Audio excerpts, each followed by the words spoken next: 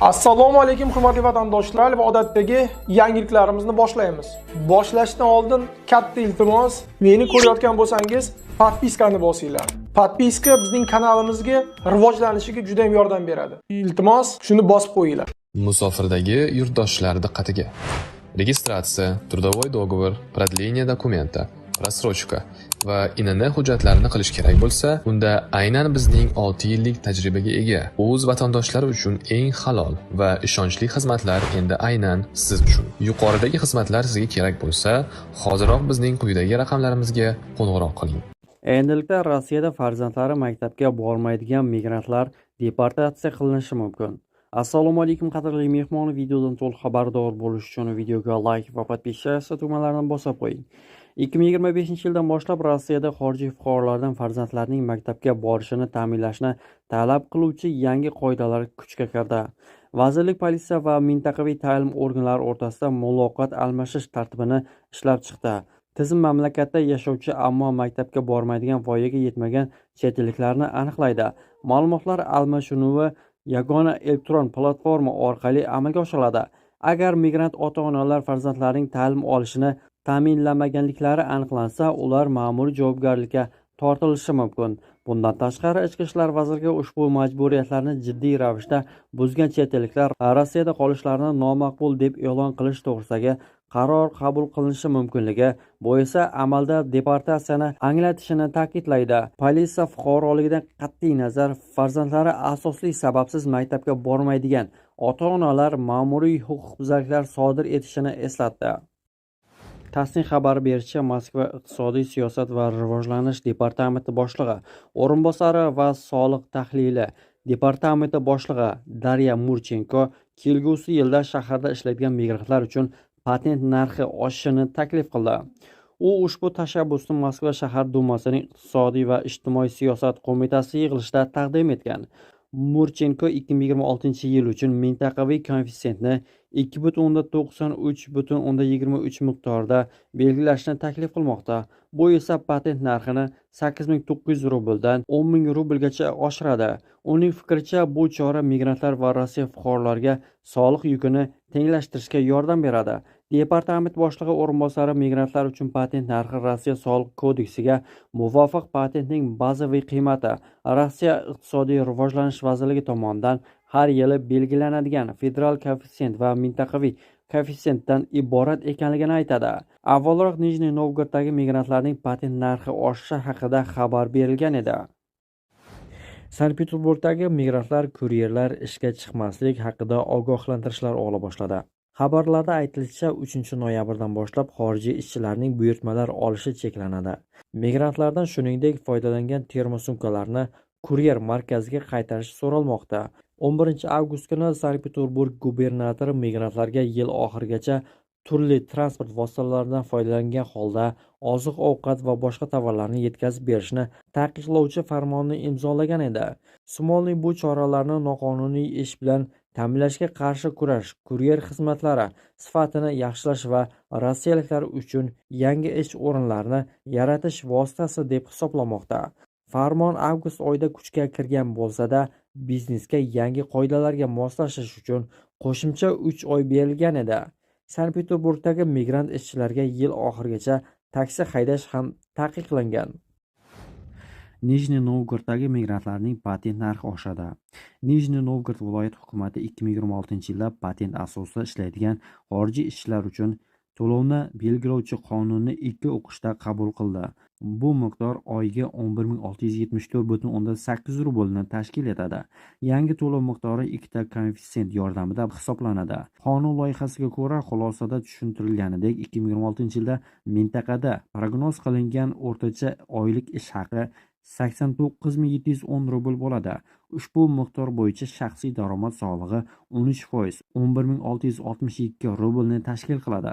Migrantlar uchun belgilangan 11,674 rubl to'lovi deyarli bu miqdorga teng. Federal Press avvalroq mintaqada patent narxi 2025-yilda oyiga 9276 rublga tushishi haqida xabar bergan edi.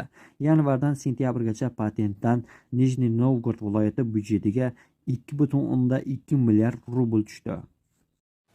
Sankt-Peterburgda taksida ishlayotganlar 7 noyabrgacha ishlashlari mumkin. Chunki ish beruvchilarga mehnat xodimlari bilan mehnat shartnomasi bekor qilishga 3 oy berilgan. Albatta, ayrimlari oldin, ayrimlari sal keyinroq ishdan bo'shatishi mumkin. Endi hammasi ish beruvchiga bog'liq. Shaharda taksida ishlamoqchi bo'lganlar endi ishga olinmasa kerak. Boz ustiga migrantlarning patentiga haydovchi deb yozib berishmaydi. Shahar rasmiylari migrantlarga taksida ishlashni taqiqlash qarori taksi xizmatlari sifatida va xavfsizlikni oshirish uchun qabul qilinganini aytishdi. Qolaversa, tegishli qo'mitaga noyabrga qadar taqiqni 2026-yilgacha uzaytirish bo'yicha takliflar tayyorlash topshirilgan. Rossiyada ayrim migrantlarning bolalari til imtihonidan ozod qilinishi mumkin. Rossiya Davlat dumasiga yangi qonun loyihasi kiritildi. Unda rus tili ona tili bo'lgan xorijiy fuqarolarning farzandlarini maktabga kirishdan oldin o'tkaziladigan rus tili testidan ozod etish taklifi ilgari surilgan. Bu haqda hujjat Davlat dumasining elektron bazasida e'lon qilingan. Qonun loyihasi mualliflari Kommunistik partiyasi deputatlari Mixail Matveyev, Alik Mixaylov va Sergey Abuxov sanaladi. Loyihaga ko'ra, rus tili testidan ozod etish tartibini Rossiya ta'lim vazirligi belgilaydi. Ma'lumot uchun 2025-yil 1-apreldan boshlab xorijiy fuqarolarning bolalari maktabga kirishdan oldin rus tili bo'yicha imtihon topshirishlari majburiy etib belgilangan edi. So'nggi 5 oy ichida 23,6 mingga yaqin ariza topshirilgan. 8 ming bola imtihonga kiritilgan va ularning faqat yarmi testni muvaffaqiyatli topshirgan. Pobeda aviakompaniyasi 16-dekabrdan Moskvadan Farg'onaga parvozlarni yo'lga qo'yadi. Parvozlar haftada 3 marta, seshanba, payshanba va yakshanba kunlari amalga oshiriladi. Ma'lumot o'rnida Pobeda aviakompaniyasi Moskvadan Toshkent va Samarqandga ham parvozlarni yo'lga qo'ygan. Ushbu xabarni Rossiyaga bormoqchi bo'lgan yoki Rossiyadan O'zbekistonga kelmoqchi bo'lgan tanishlaringizga yuborishni unutmang. So'nggi oylarda Rossiyani tark etib, boshqa davlatlarga keta boshlagan O'zbekiston, Qirg'iziston va Tojikistondan kelgan muhojirlar soni ortib bormoqda. Asosiy sabablar og'ir sharoitlar, ish haqining kamayishi, doimiy tekshiruvlar va deportatsiyadan qo'rqish. Rossiyada qurilish sanoati jiddiy inqirozni boshdan kechirmoqda. 2025-yilga kelib, uy-joy qurish uchun ruxsatnomalar soni deyarli 25% ga kamaydi. Qurilish vaziri o'rinbosari Nikita Stashinning bunday past ko'rsatkichlar 2016-yildan beri kuzatilmaganini ta'kidlagan. Ko'pchilik ekspertlarning fikricha, asosiy sabablardan biri ko'p yillar davomida qurilish brigadalarining asosini tashkil etgan migrantlarning ommaviy ravishda chiqib ketishidir. Ekspertlarning fikricha, Markaziy Osiyodan kelgan muhojirlar har doim Rossiyadagi qurilishning asosiy harakatlanuvchi kuchi bo'lib kelgan. Hozir ularning soni kamayib bormoqda. Bu allaqachon butun iqtisodiyotga ta'sir qildi. Ishchilar ish haqining pastligi, narxlarning ko'tarilishi va ijara haqining oshishidan shikoyat qiladi. Misol uchun, Moskvada bir vaqtlar 15 ming rubl bo'lgan bir xona hozir 30 ming rubl turadi. Ko'pgina ish beruvchilar ovqat berishni to'xtatdi. Oziq-ovqat va transport narxlari ko'tarilmoqda. Ularning barchasi odamlarning ketishga majbur qilmoqda. Markaziy Osiyolik muhojirlar hozir qayoqqa ketyapti? Agentliklar ma'lumotlariga ko'ra, Rossiyadan borgan sari ko'proq sobiq ishchilar Bolqonni, xususan Serbiyani tanlamoqda. Sababi oddiy: vizasiz kirish, muhojirlarga iliq munosabat va ishchi kuchiga talab ortib borishi. Serbiya poytaxti Belgradda siz o'zbek yoki qirg'iz tillarida so'zlashayotgan xodimlarni ko'rishingiz mumkin. Halil Qurambayev Serbiyada 1 yildan beri istiqomat qiladi. Bu yerda hamma narsa boshqacha. Siz kvartirani osongina ijaraga olishingiz mumkin. Hech kim faqat slavyanlar uchun demaydi. Odamlar hurmat qiladi. Serbiyadagi o'rtacha ish haqi $1500, eng kami esa $500-600 atrofida.